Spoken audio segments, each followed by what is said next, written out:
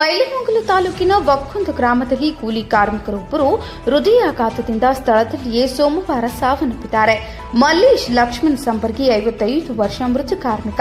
ಗ್ರಾಮದಲ್ಲಿ ನರೇಗಾ ಯೋಜನೆಯ ಹಳ್ಳ ಹೂಳೆತ್ತುವ ಕಾಮಗಾರಿಯಲ್ಲಿ ಕೂಲಿ ಮಾಡುತ್ತಿದ್ರು. ಆಗ ತೀವ್ರ ಹೃದಯಾಘಾತದಿಂದ ಸ್ಥಳದಲ್ಲಿ ಮೃತಪಟ್ಟ ಘಟನೆ ನಡೆದಿದೆ.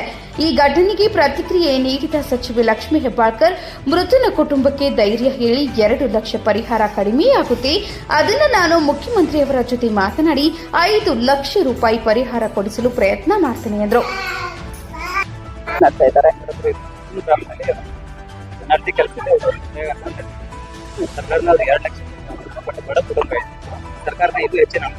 ನೋಡಿ, ನಾನು ಈಗ ಇಲ್ಲಿ ಬಂದು ಮುಟ್ಟಿದ ಮೇಲೆ ನನಗೆ ಗೊತ್ತಾಯ್ತು ಈ ರೀತಿ NRG-ನಲ್ಲಿ ಕೆಲಸ ಮಾಡಬೇಕಾದ್ರೆ ಪ್ರಾಣ ಹೋಗಿದೆ ಅಂತ ಹೇಳಿ.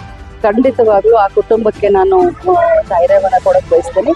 ಮತ್ತೆ 2 ಲಕ್ಷ ಅನುದಾನ ನೀವು ಹೇಳಿದಾಗ ಕಡಿಮೆ ಆಗುತ್ತೆ, ಅದನ್ನ ಜಾಸ್ತಿ ಮಾಡ್ಲಿಕ್ಕೆ ನಾನು ತತ್ಕ್ಷಣ ಮುಖ್ಯಮಂತ್ರಿಗಳ ಹತ್ರ ಮಾತಾಡ್ತೀನಿ. ಅತಿ ಕಡು ಬಡವರು ಅನ್ನೋದನ್ನು ನನಗೆ ಗೊತ್ತಾಯ್ತು, ನನ್ನ ಗಮನಕ್ಕೆ ಬಂದಿದೆ. ನಾನು ಮುಖ್ಯಮಂತ್ರಿಗಳ ಹತ್ರ ಮಾತಾಡಿ ಅದನ್ನ 5 ಲಕ್ಷ ಪರಿಹಾರಧನ ಕೊಡಿಸ್ಲಿಕ್ಕೆ ಪ್ರಯತ್ನ ಮಾಡ್ತೇನೆ.